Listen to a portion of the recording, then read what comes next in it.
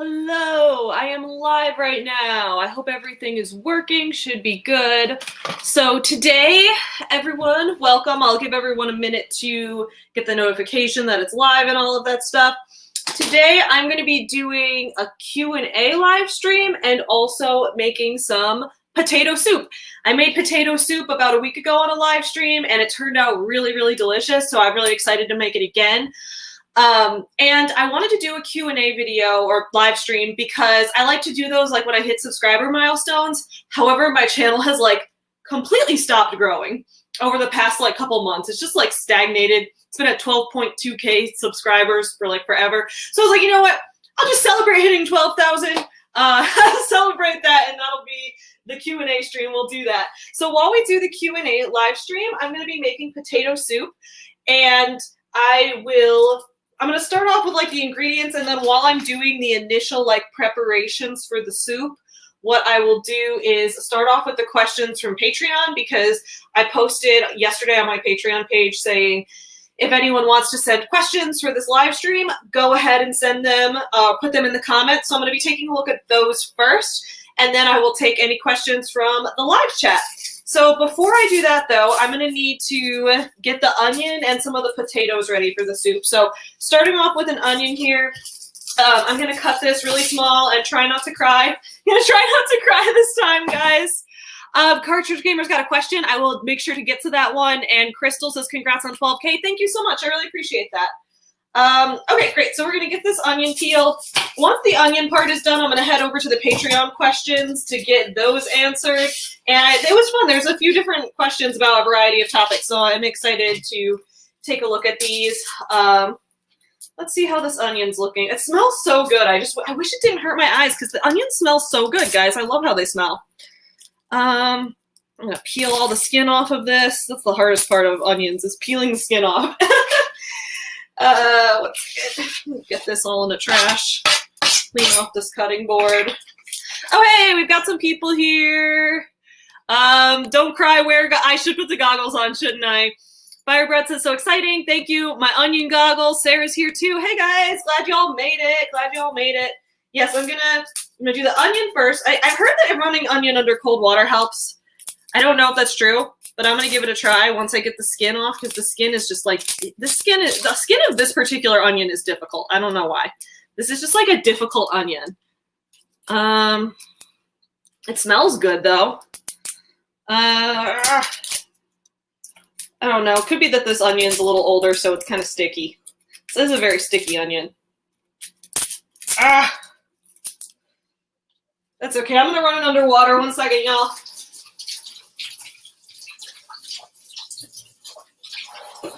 I've heard that helps. We'll see. If not, I'll put on the glasses. The onion goggles. Yeah, okay, someone just mentioned soaking the onions first, putting them underwater.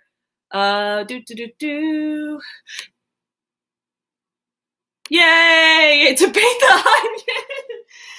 Okay, so, looks like, this onion is fine. I am fine, guys, I'm fine. I'm gonna cut this onion. I'm gonna start off with butter in the pot. I'm gonna put the good Irish butter in the pot to cook the onions in. Finish that container of butter, awesome.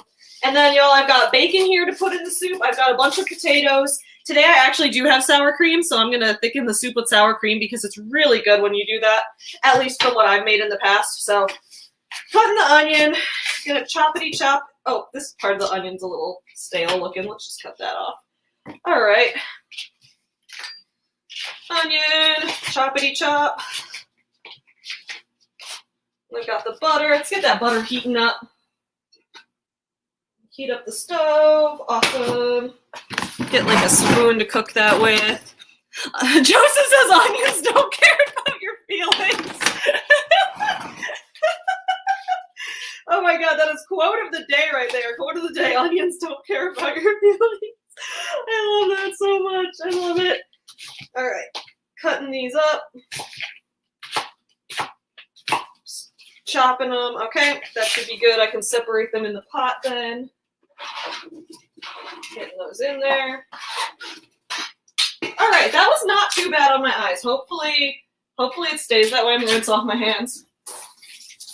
All right, now while I get ready to start getting the skin off the potatoes, we are going to start with the questions from Patreon, and then anyone is allowed to post a question in the chat as well, and I will go through those after I do the Patreon ones. So, ooh, butter's melting. Get those onions. Oh, now my eyes are getting. I thought I'd finally made it. I thought something good had happened. All right, we're gonna go to Patreon. Ooh, that sounds nice. We'll get the potatoes ready while we open up Patreon. I'm gonna try to use all the rest of these potatoes, because what else am I gonna use them for? Oh my god, there's my eyes. Oh no!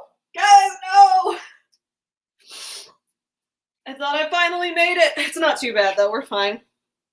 We're fine.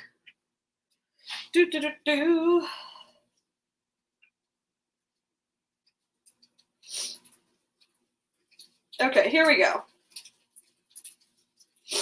So, Patreon questions. The first question I got says, probably sounds silly, but how tall are you and how tall is Tyler? I always see content creators being asked that, so I thought I'd be totally unoriginal and ask you. See, here's the thing. I didn't know that was unoriginal. I've never heard any creators being asked how tall they are.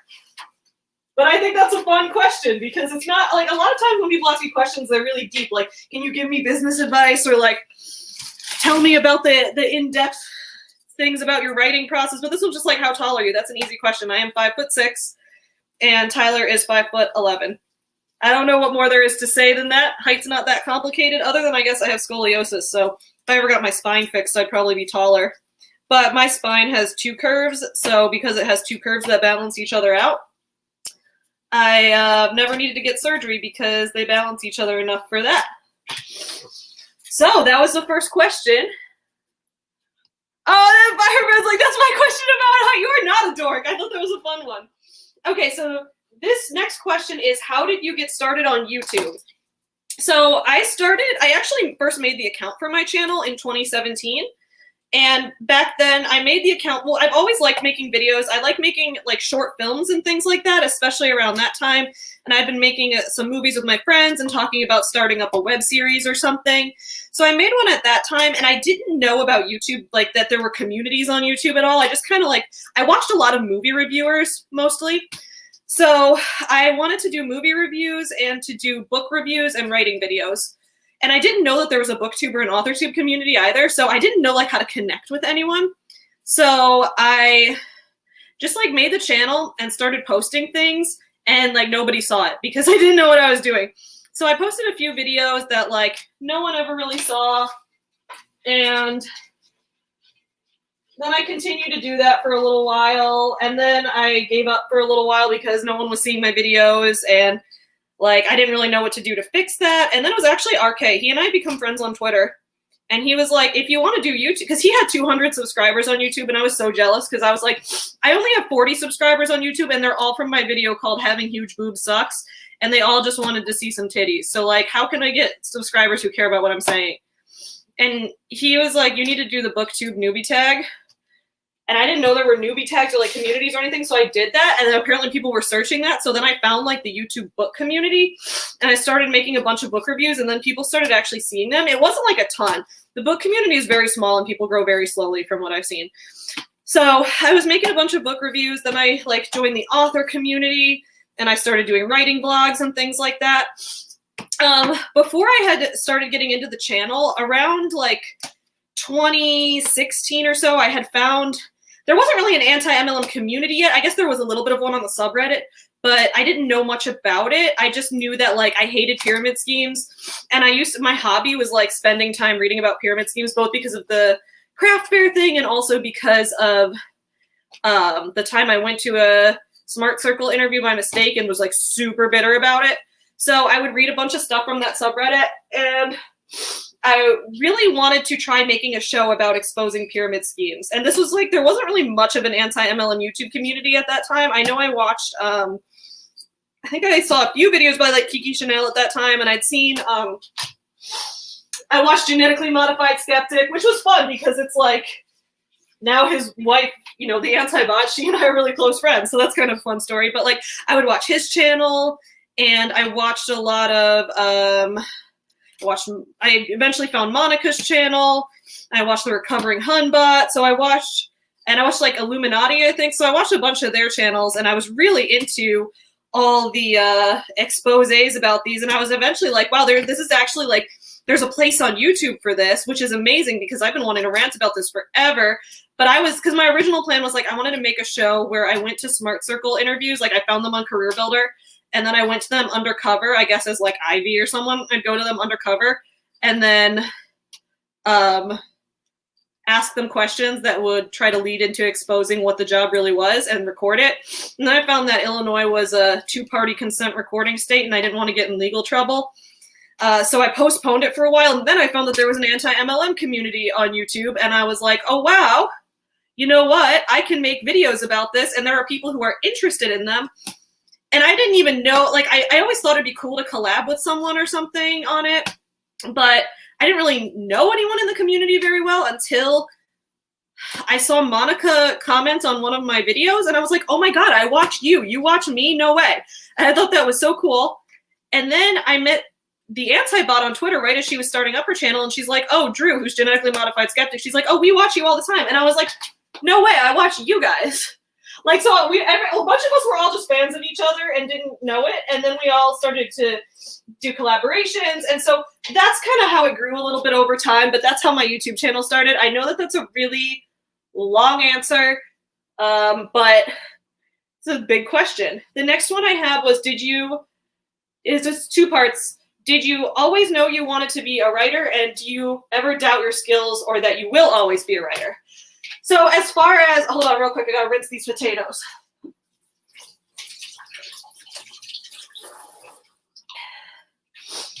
So as far as knowing that I wanted to be a writer, yes, pretty much, yeah. That's been my career goal.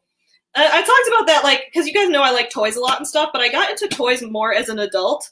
And I mean, I liked toys as a kid, but as an adult, like, I completely rediscovered joy for them. Because as a kid, I was always excited for, like, oh, can I get markers? Can I get notebooks? Like, notebooks? Dude, notebooks were my favorite gift. People got me notebooks, I would flip out. It was great. So my childhood, I loved to write, and I love to make little books, and I love to write about my dog, which is kind of fun because it's like, now I write about dogs as a career. So it's like, sometimes it works out sometimes. So yeah, I had always wanted to be a writer. In terms of doubting my skills about being, I mean, yeah. I mean, I always knew, like, I know it's cheesy, but I have always been a pretty, like, not giving up kind of person, but there have definitely been setbacks, like, but the setbacks, like, I don't want to sound like inspiration porn, but you know what, I'm going to do it anyway.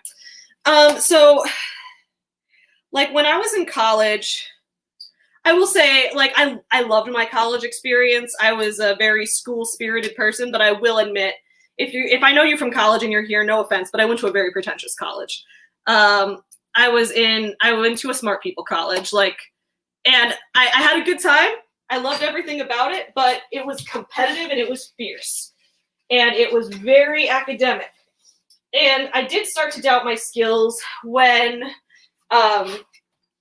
I applied, like, because I was already there as a film and communication major, and I was getting a certificate in creative writing for media. And then I applied to, like, their literature creative writing program. And I got rejected. They did not like my YA writing, and they were kind of like, you are not literary enough, basically. So I was rejected. Fun fact, though, this is a fun fact. Years later, like, somehow I guess I connected, because I just connected with everyone on LinkedIn at some point. And so I connected on LinkedIn with the person who had sent me the rejection email. And I didn't even realize, just because, like, it was like, oh, I went to the school, she's a professor at that school, whatever. I connected with her on LinkedIn, and she liked my LinkedIn post about a new book that I had coming out, and it was the Senior Dogs book, and then she submitted the story of her senior dog to the contest, and I was like, this is kind of fantastic.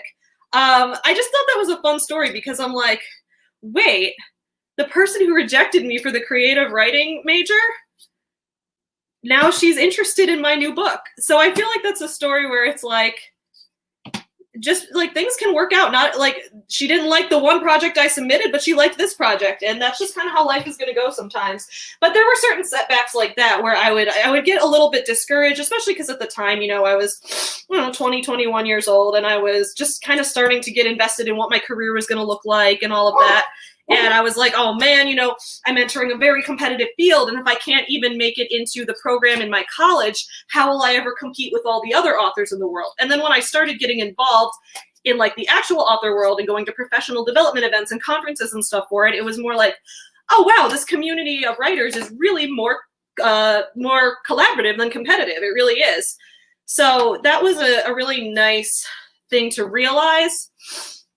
And but yeah, there were some doubts along the way, and there were some times when I was like, I never would give up on it though, because even when I worked other like full-time job type of things, like my goal was like, if I work this shitty full-time job that I hate long enough, I can save up enough money to take off of work for 6 months and just write and focus on that. Like that was always the goal. There was never any other goal. And so yeah, to an extent, like there was no other path in my head.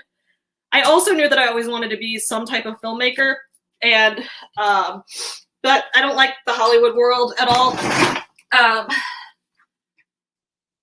I'm not really a fan of Los Angeles and things like that. Also, I just wanted to say real quick, thank you so much for the super chat. Firebrat1229 says for coffee. Thank you so much. I really, really appreciate that. Just gonna rinse off these potatoes, then I'm gonna go into the next question. Just to make sure there's no excess like dirty potato skin on them. Okay, great.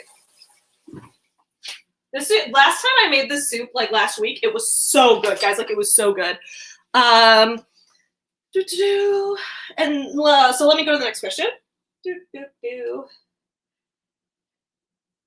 What's your favorite book of all time by another author? Okay, that's always such a hard question. Like, what's your favorite book, right? Especially when you read so much. That's really hard to say. And I'm trying to figure out like who even is my favorite author. Because like when people ask me what my favorite genre is, I always say like books that my friends write.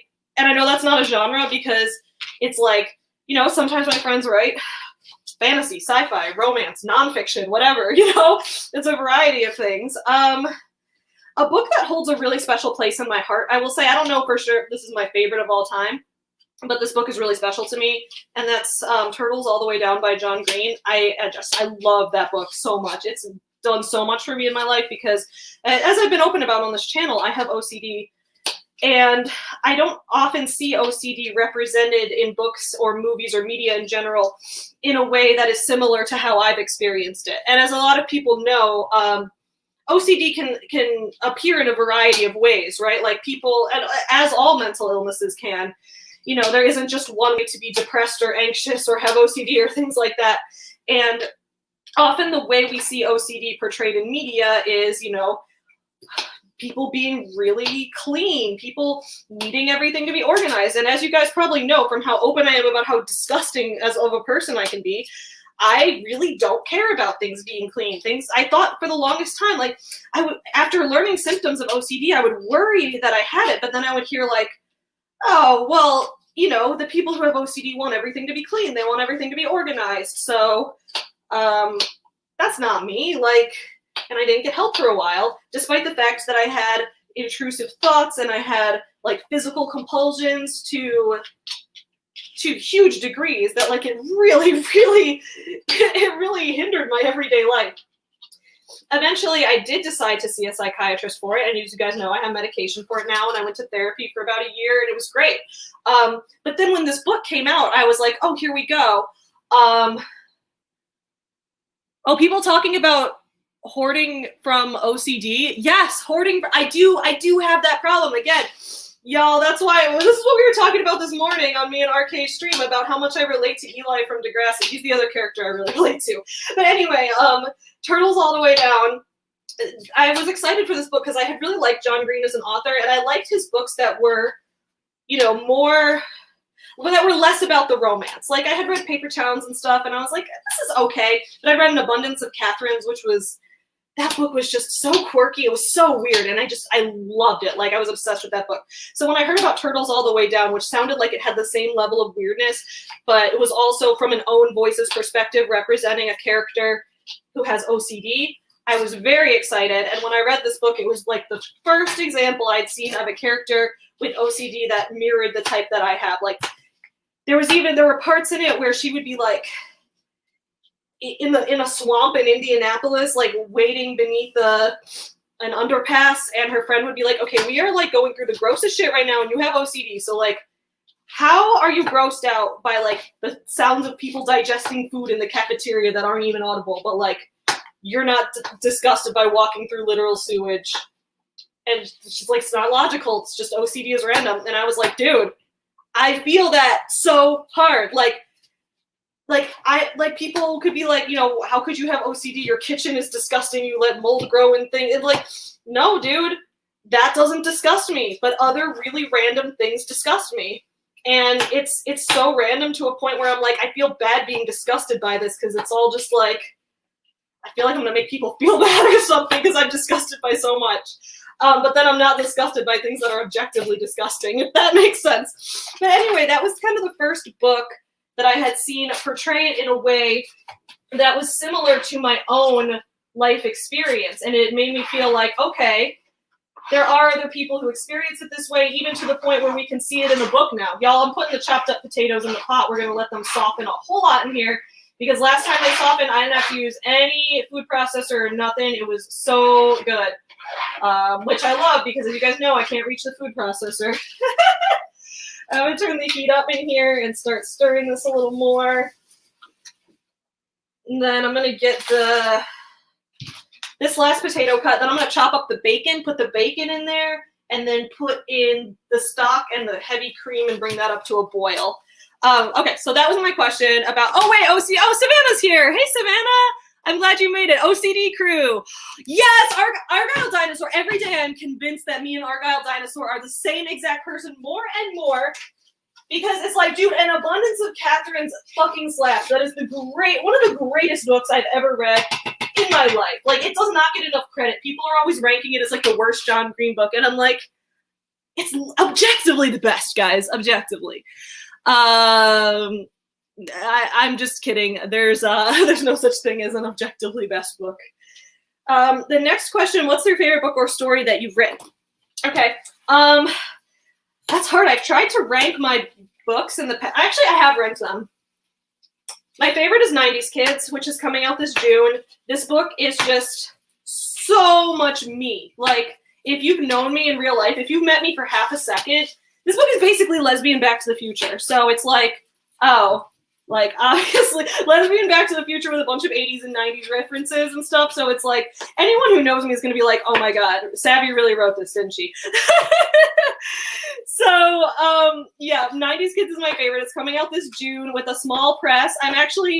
A lot of people have asked me to do videos about my experiences with traditional publishing versus self-publishing, now that I'm a hybrid author, and talk about the differences and the similarities and things like that. I'm actually planning 2 videos on that right now. I think I haven't filmed it yet, so the week after next week, I think I'm going to make a story time video that's like my non-traditional path to traditional publishing, because I ended up getting this book deal in a very non-traditional way. It wasn't through query letters or an agent. I don't want an agent, as a lot of you guys know, because of Forever Home Friends, and I like to keep things separate that way. Woohoo, this smells good. But yeah, no, so I'm making a video about that, and I have a bunch of other videos I'm making about this novel, but I have a whole playlist for it on my channel. It's kind of fun because I documented the process of writing this book on my YouTube channel. So if, like, you can just look through that playlist, and I have videos going all the way back to 2018 when I started writing this book that are full of me doing, like, here's my novel revision blog. Here, watch me rewrite the prologue over and over again for 48 hours. Like, watch me do my 4th draft revision. I just had so many. And then I have a video, it's like, I got a publication deal for this book. Like, so it's just a fun journey. You can just watch all the way through and watch me, like, go from, I don't know how I'm going to publish this novel. Will I self-publish or traditionally publish? Will I do whatever? Who knows? All the way to, like, where I'm at now with it. We're coming out in June. Guys, I actually had a meeting with the cover designer this morning. Like, the cover's coming along, and like, I cannot wait for the cover reveal. I'll do a video when the cover reveal happens so I can gush about it, because like, this is literally the coolest book cover in existence. But I might be a little biased. Ooh, that sound. So anyway, yes, that's my favorite book that I've written. And then I could probably rank them. I think it's that one, and then One Final Vinyl, and then Savvy Business Owner, and then Smile Chewy, Just Me Wrigley, Princess Alley, Sculpt Yourself, Kringle's Christmas, and Beauty King is last. It's the first book I put out, and it's my worst work because I put it out a long time ago, and I don't really want to re-release it because I want to be honest about where I started and where I'm going. I hope that makes sense, but that's my ranking order for my books.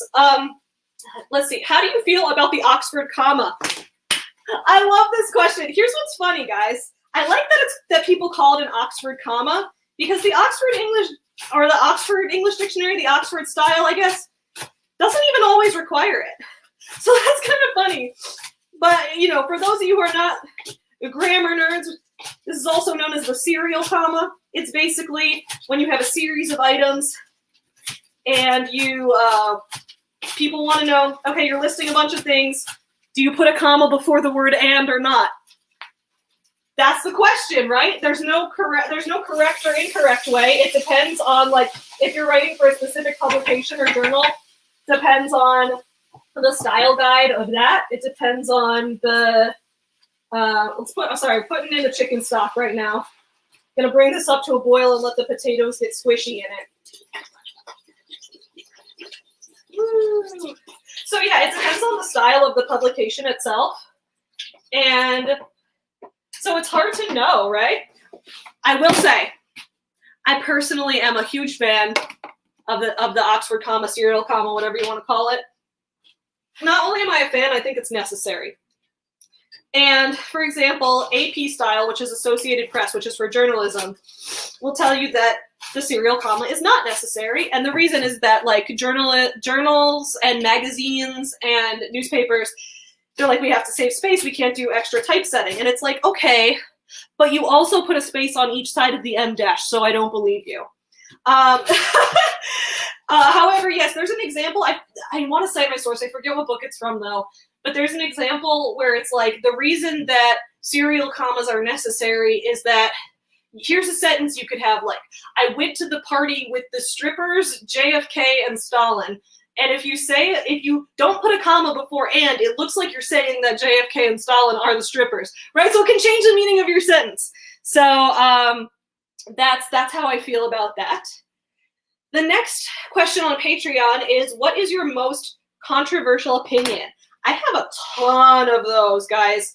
I will start, I'll start with the one that'll be the least offensive, which is that Christmas music should start in November and end in February, and the Christmas tree should get put up in November and taken down in February. Christmas is a 3-month holiday, in my opinion. I'm not talking about from a religious aspect. I'm talking about from, like, just a fun and celebration aspect. The Christmas season for me is more like the winter season, right? So it's like, you know, we're halfway through February. We're getting snowstorms out the ass over here. And I'm like, why can't I be listening to Let It Snow? So I think radio should play Christmas music starting on the 1st of November, right after Halloween's over. Start it then. And then play it until February. Play it until the snow melts in the area that your radio station broadcasts to, right? That would be what I say. I also love to keep my Christmas tree up. I'm just a person, I do not get tired of Christmas music, and so I get in a lot of arguments with people who are like, oh my god, can you stop listening to Christmas music? Yeah, so that's what my controversial opinion that's going to upset everyone is that I like my popcorn wet. I've had this discussion with people a few times, and everyone gets really grossed out by this. So I like popcorn to be wet. I hate dry popcorn. So, like, for example, right? Hold on, I'll wash the green onions, then I'll gross you out with wet popcorn.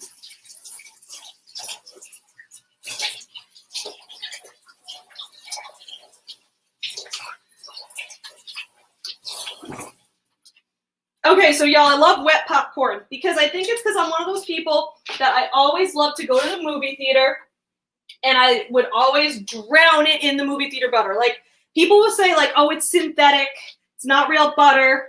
I don't care. I love it, and I like my popcorn wet. So when we're at home in a pandemic and there's no movie theater, and I can sometimes melt butter to put it on microwave popcorn. Like, I prefer to buy my popcorn unbuttered, but often the microwave bags come with butter, so whatever. So sometimes I will melt butter and put it on it, but I don't want to, I require so much liquid, and butter costs good money, so I don't want to waste all the butter on that. So sometimes what I'll do, this is where everyone's going to get grossed out. Sammy likes wet-ass P-word popcorn. Sometimes I'll take this canola oil spray, and I'll spray it on the popcorn to make it wet. In my moments of weakness in the pandemic, a few times I ran the popcorn underwater, and a few people got really upset about that, but I want it wet, guys. I want to put a wet piece of popcorn on my tongue. That makes me feel good. Popcorn and Sour Patch Kids. That sounds really good. Okay, so I'm seeing a mix of things. Some people are like, that's okay that you like wet popcorn, and other people are like, no. Claire here is like, no. Oh, no. Yep, I like my popcorn wet. And you know what? That's okay. Some hills you have to die on in this world. What do I have next? Oh, I think this is the last Patreon question, which is, if you couldn't be a small business owner, what would your dream job be? Whew. Well, I work other jobs in addition to being a small business owner, but I think in a completely, if I wanted to go into a completely different field, I would love to be a TV writer. I would love to write sitcom episodes. I love sitcoms, and I used to want to go into that, but again, I don't like Hollywood, I don't like LA, that's not the world for me. I have too much body dysmorphia as it is, so I'm not going to do that, but I really think that would be a cool career, just the joy of it, I'm really into, I used to love to, I love writing scripts for web series, and I'd love to make a narrative web series at some point. One of my friends and I were planning one, but then we had a pandemic, as you all know, it ruined everything. But I would say, yeah, if I would go into a completely different field other than running a small business, I would want to be a TV writer. I think that would be super cool. Okay, that's all the Patreon questions. So let's go into, I'm going to scroll as far up oh, wait. I do not know how far up I lost the beginning of the comments. So if somebody asked a question towards the beginning of the comments, yes, books your friends write should be a personal genre. I'm just going through okay, people are talking about, okay, so a lot of people here have OCD too. That's really, that's what's so cool about meeting people on the internet, is I meet so many people with similar qualities to me that in real life are things where I'm the only one experiencing that. You guys know what I mean? I think that's the thing on the internet, because it's narrowcasting, y'all. Okay, so a lot of people have OCD. Yes, there will be a replay posted. No worries. I post not only are all my streams posted as replays, but me and RK's morning show replay, where we live like business gurus for a week, is also being posted to Spotify as a podcast. So if you prefer to listen to it on a podcast on Spotify, then you can go there, and it's called Your Morning Guru. Didn't you cook? I did cook soup last week, and I'm cooking more soup today because I wanted to make this recipe again. People disagree on, yep, well, this is the one thing we don't agree on, that's right, is the Christmas music. I can see how retail, when I worked at the Joann's fabric store, ruined half of the 80s songs I love, because they just play this, soft rock 80s playlist all day long, and it's oh, well, that sucks. Okay, yeah, I never worked retail during the Christmas season, so maybe that's why. Maybe I'm just very fortunate on that. Okay, a lot of people... I like wet popcorn. No, I was rooting for... Okay, someone had asked for a controversial opinion. If I had come out here saying something that was oh, this is controversial, but deep down everyone really agrees with it, that is lame. I gave you guys a real controversial opinion because you are here for me to be real about it. And I'm glad that some people do not hate the wet popcorn so much. Okay, so I lost the beginning of the comments. So if anyone wants to ask questions, oh, Amanda's asking. Amanda is making me a makeup tools list because I just started learning makeup like 2 weeks ago. I'm 28. Started learning makeup 2 weeks ago, and she's helping me out. She said, "What are your skin concerns?" My skin concerns? Oh, I have eczema. Not on my face though. I don't really have any skin. What should I be concerned about with my skin, guys? This is one of those things I don't know. I've never really been into skincare, so I don't know anything about it. You know, like even like I make fun of girl wash your face because guys, I don't even wash my face. Like I run it underwater in the shower sometimes. But I don't wash it. I know some people on my Animal Crossing makeup palette stream the other week recommended to me that I do some like face cleansers, and there were some different things, so I might try some of those. My skin concerns, I just don't want my skin to be on fire. That's the only thing. So I don't know. I feel like that's going to be different for everyone though. Oh, here we go. Question: best advice for an aspiring YouTuber. Okay, wait, let me go back up to make sure I'm not missing a bunch of things. Okay, we're in the wet popcorn debate. Okay, here we go. What best advice for an aspiring YouTuber? My best advice, which, guys, as I said, I am definitely not a YouTube expert because as I opened up the stream with, I wanted to do a stream a Q&A stream to celebrate 15,000 subscribers, but I've been stuck at 12.2, like 12,200 subscribers. I've been stuck there going like a few up, a few down, a few up, a few down every single day for the past like 2 months. So my channel has completely ceased growth. So I don't know if I'm the best person to ask, but when I was first getting started, like the best thing I could do was join communities and get to know other creators. And also YouTube is a huge thing for me because I'm so extroverted, and when you're an extrovert and a writer, you're kind of in the minority there. There's a stereotype that writers are super introverted and like to be alone. I hate to be alone. I get depressed by it. So I really need to be working and collaborating and connecting with other people all the time. I actually really like writing books with other people and that kind of thing. So for me, finding communities of writers, finding communities of book people, when I found the anti-MLM community, like the first thing I did was join Monica's Facebook group because I got to know a lot of really cool people there. I made friends. I did a ton of collabs. Doing collabs is great. Shouting each other out is great. Tagging each other in things is great. That's my advice. Make a lot of friends and do a lot of collabs. I think that's a really good time. I'm gonna put a bunch of sour cream, y'all, in the soup. Last time I thickened it up with actually, I'm not going to put it in just yet. I'm going to wait for the potatoes to soften a little more. Last time I thickened the soup with flour because the sour cream had gone bad. But I prefer to use sour cream because I think it's good in potato soup. Where was I in here? Okay, wait, I see what? Savvy. Okay, wait, what did I say? What did I say that was shocking? What did I say that was shocking? Was it about the wet popcorn?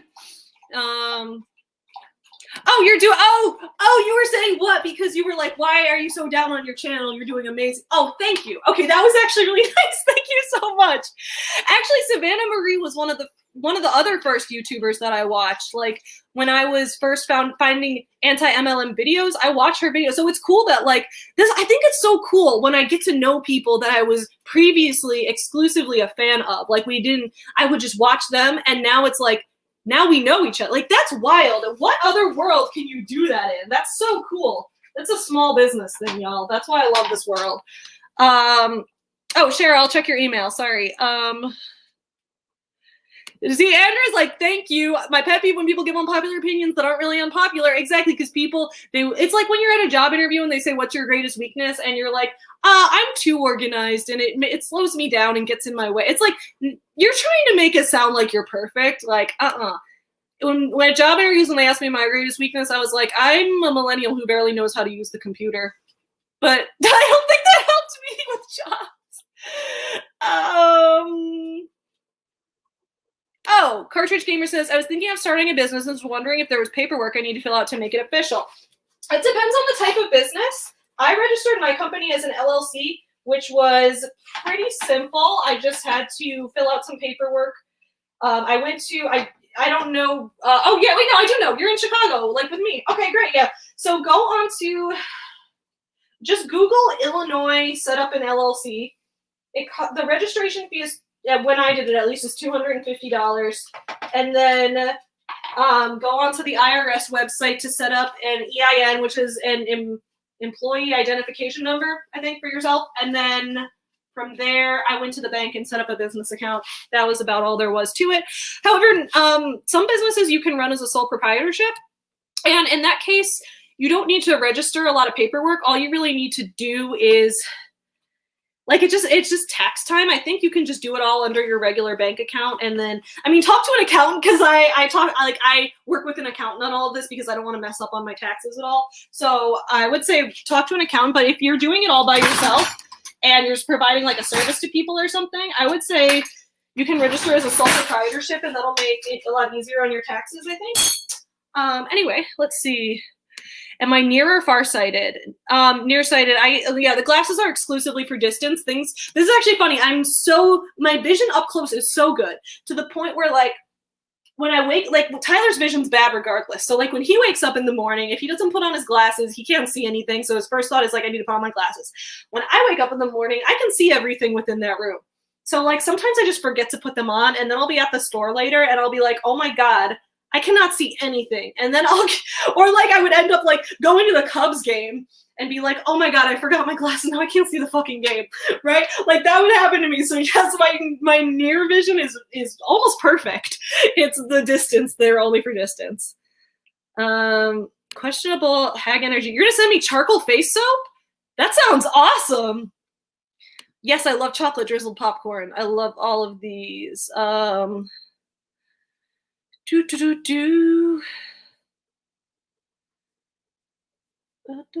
Where was I in the questions? Oh, Firebrat downloaded the podcast today. Oh yeah.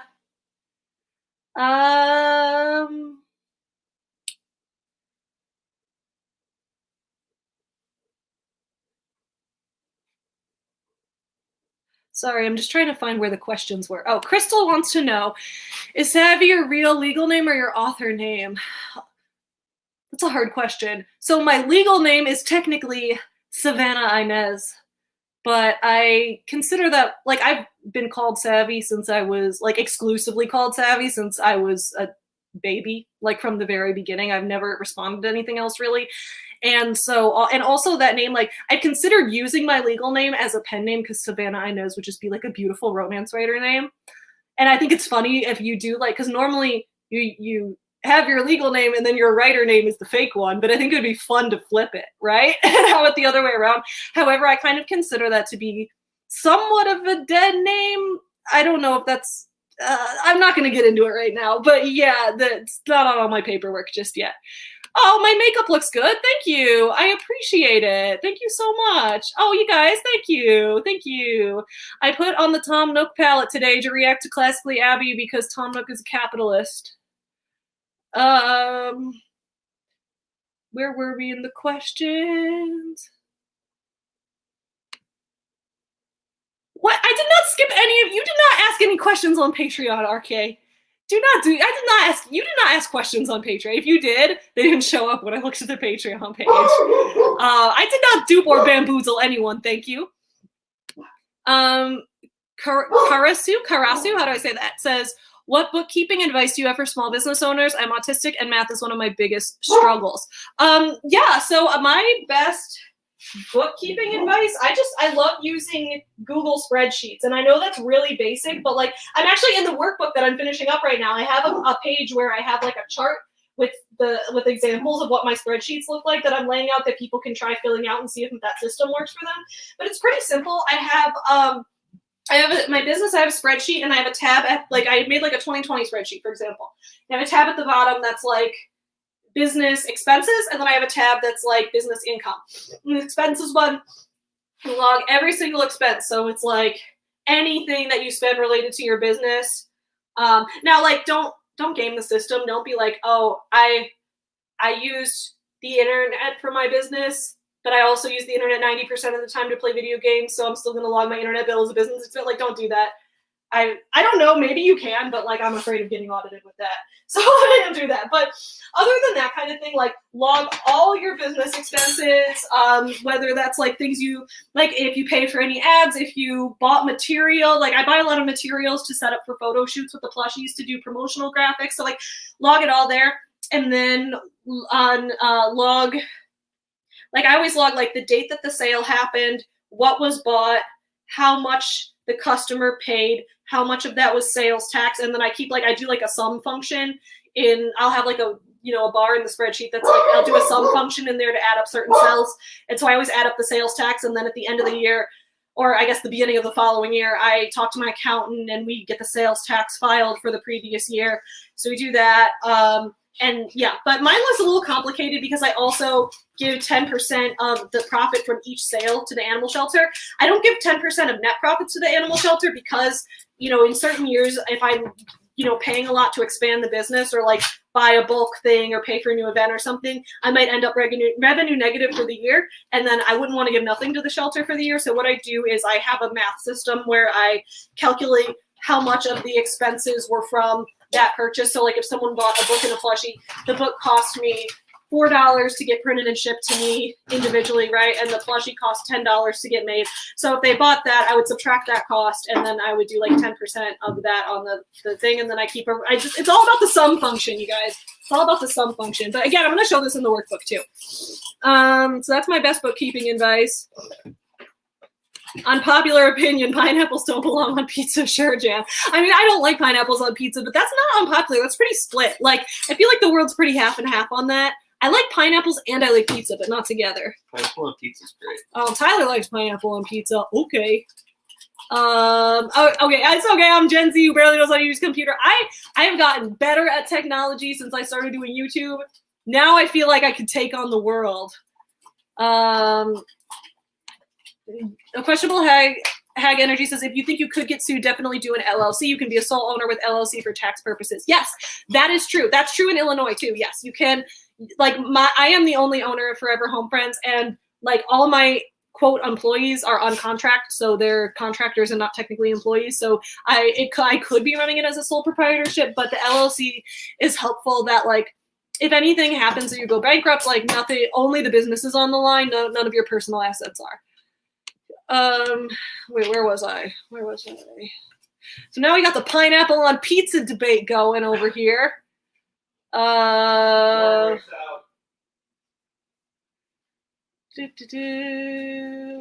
Jess is like, you look like a savvy. You're the only savvy I know, but still. Thank you. I was the only savvy I knew for a while too, but I've seen a few others on the internet, which is kind of cool. Wait, is this a prank? Is RK actually asking questions that I'm skipping, or are you guys fucking with me right now? Because I haven't seen any. What are you guys doing? Aurora says, Savvy, who would you rather be stuck in an elevator with, Rachel Hollis or Tiny Ribbons? Oh, absolutely Rachel Hollis, dude. Because Tony Robbins could fuck me up. Oh my God, he's so large and intimidating. He's like a big muscle man. And like, he's just scary. Like, Rachel Hollis, I feel like, gives shitty business advice, but she's not a scary person. She's like 5'2", and I feel like would just kind of, I feel like she would actually be kind of nice to talk to, because I think she has a bubbly personality. Tony Robbins has like a bubbly personality, but instead of bubbly, it's like a spiky personality, if that makes sense. Like, I'd be afraid that his personality would stab me. So I'm scared of him. Oh, Danielle says, if capitalism as it stands ended today and you needed to barter to live, what other than books would you use as bartering material? That's a cool question. Oh my God, I need to think about that. If I had to barter, I mean, probably services, right? Like in my business, I actually do barter things sometimes where like, because I work as a freelance editor. So like I will, if someone needs editing services and I need a service from them, I might trade services with them sometimes. So I would probably do a service trade as well as, trade books. That would be a thing, which I guess trading services or something else is basically doing a job and getting paid for it. So I'm not sure I guess capitalism relies on currency. I don't know. That's a really interesting question. Let's mix some sour cream into this soup and get it hot and thick. This soup is gonna be hot and thick, y'all. Ooh, hot and thick soup.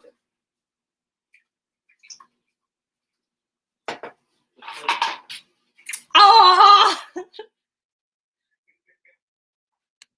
Oh, Danielle has an Etsy shop. That's awesome.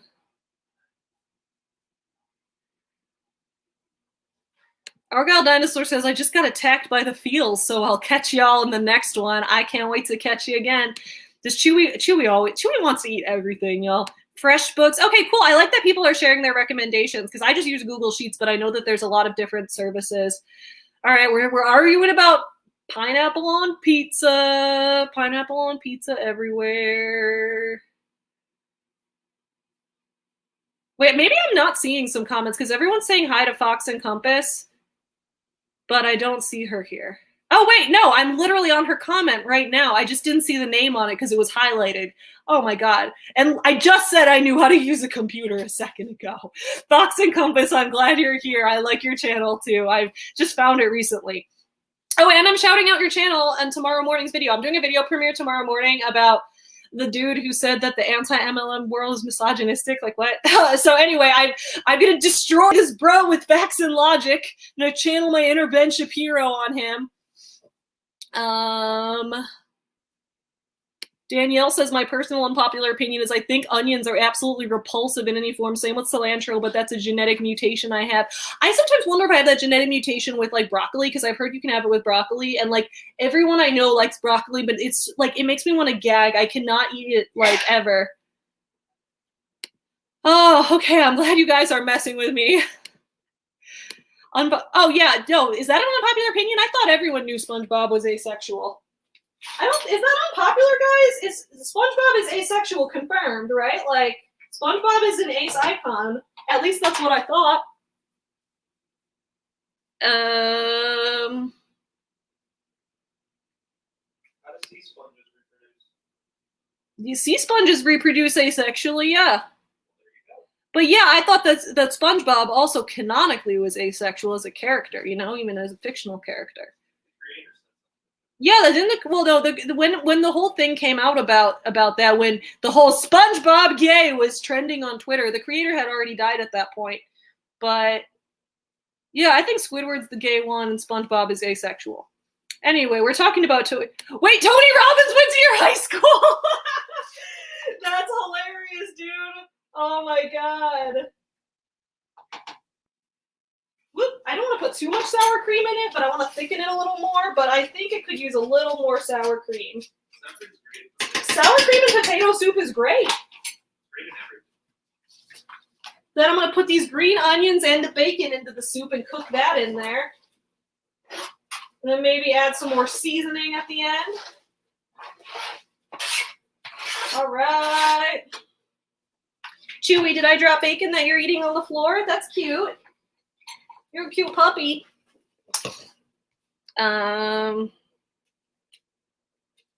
Jennifer says, FYI to the IRS, a single member LLC is a disregarded entity, meaning there's no separation between the business and the owner. I didn't think that was true. Is that true?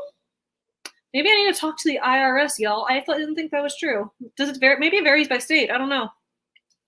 Other than potato soup and onion soup, what other soups do you enjoy making? So potato and onion are my favorite soups to make because I think I'm really good at them. Like, I've got these recipes down, y'all. Every time I make them, they turn out amazing.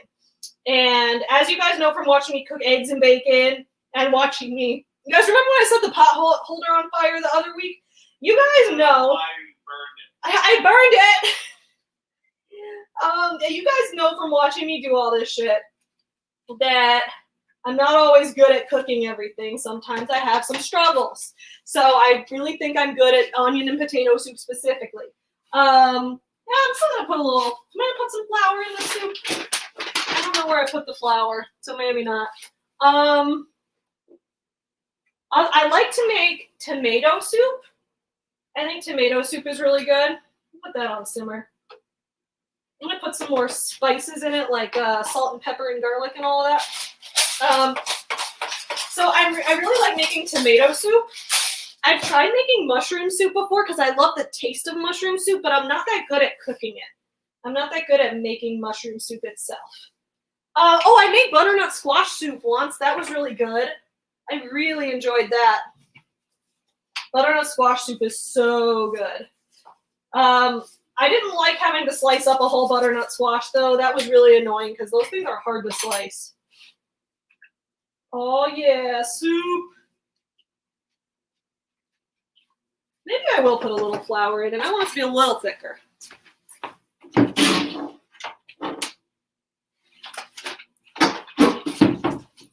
Here's the flour.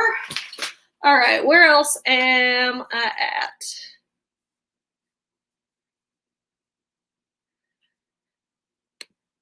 Joseph says, what kind of dog treats do you have? What kind of dog treats do a variety of kinds of dog treats.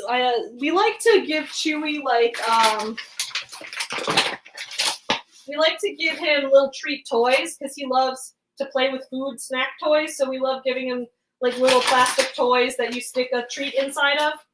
And then for the treats, we usually give him like chicken flavored things. These right here are like the training treats we use. We use bits because they're tiny, and then he'll do like pretty much anything for a food reward. So when we're trying to train him on a new skill or something, we'll use those so that we can feed him a bunch of little ones. Okay, the soup is thickening up. The soup is smelling good. I've got the cheese out. We're gonna put cheese in the soup. Let that simmer a little more just to get the potatoes extra soft. I'll finish answering questions while the soup cooks a little more. And then after that, I'll serve it up and we'll be done. Let's see what else we got. Andrea says, I started an animated YouTube channel. Would you ever write scripts for YouTube videos for channels other than your own? Yeah, sure. That sounds fun. Yeah, it depends what it is because I don't write everything, but like, yeah, I love doing collaborations with other people, so that sounds fun. Yay! Thanks, Fox and Compass.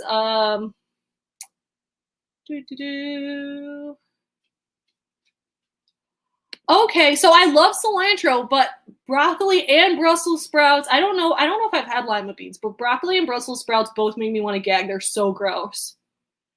What do I do if I can't hire an accountant? I'm not very good at accounting. See if you have a friend who's good at accounting. Like I don't know how to give tax advice at all. I don't feel qualified to do that, but there are probably some good accounting books you can check out. I mean, the library is always your friend, But yeah, I would say the best thing you can do is to lay out your costs and your revenue very, very clearly and have a clear idea at the end of the year of exactly how much you profited and exactly how much you owe the government in sales tax and exactly like even on your expenses, log what you paid in sales tax on the expenses, because then I think you can also use that on your tax return. And I know there's websites for doing taxes. I've never used any of them though, so I'm not really sure. I'm sorry.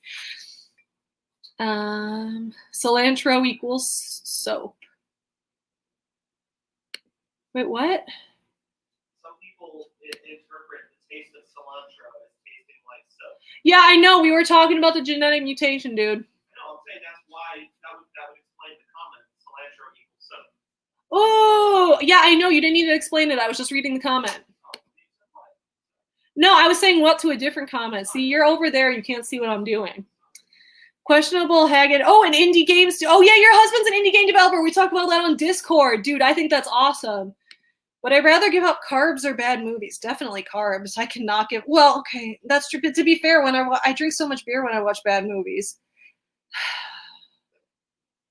What alcohol is low carb? Because I'm not gonna watch a bad movie sober. I guess. I mean, if it meant I could watch as many bad movies, I would learn to like vodka. I would learn to like it. Fort Worth Mermaids here. Hello. This is a fun question. Why is Tiny Ribbon screaming all the fucking time? I don't know. That's a good question. Why is he? I mean, to be fair, I scream a lot too, but it's not intentional. It's just like I'm naturally loud when I talk, and I've always had trouble with the inside voice, and I'm an adult, and I still haven't gotten it down. I don't know if it's a hearing problem or if it's just my voice just naturally comes out loud. I don't sound loud to myself, but I sound loud to everyone else, so I don't know.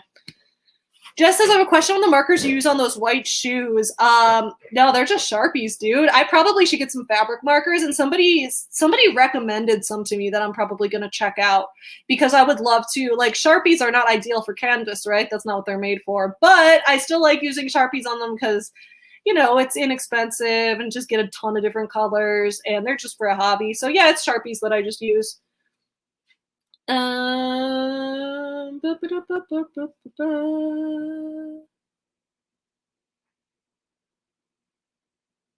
Awesome. I think I've gotten through all the questions and I've caught up, I think. If I haven't, let me know because I'm going to finish up this soup right now and I'm going to get ready to serve it and get ready to wrap up the stream. But guys, here's the thing. You guys are going to get sick of me. You're going to see me so much tomorrow because tomorrow morning, guys, RK and I are going to be streaming, right? We're waking. Tomorrow's our last day of living like Rachel Hollis. So tomorrow is our last day of us waking up at 5 a.m. and doing her exact morning routine. So we're going to wake up at 5 a.m. tomorrow, do her morning. We're doing Grant Cardone next week. We're living life as Grant Cardone next week, which is going to be wild because I looked at his morning routine and he is nutty. He always has to wake up before the sun because that means he's winning against the sun and he has to start every day winning. So that's what we're going to be up against next week. So I'm getting some soup bowls to get myself a ladle. Anyway, so tomorrow at 8 a.m. Central, 9 Eastern, we are going to start our stream of wrapping up the week of living as Rachel Hollis, talking about what we learned from the experience, talking about what habits of hers we like, which ones we think are stupid, what we want to keep in the future or might want to adopt as habits, and what things we don't. And during that, we will also be having a book discussion of the books Girl Stop Apologizing and Didn't See That Coming because we have both read those.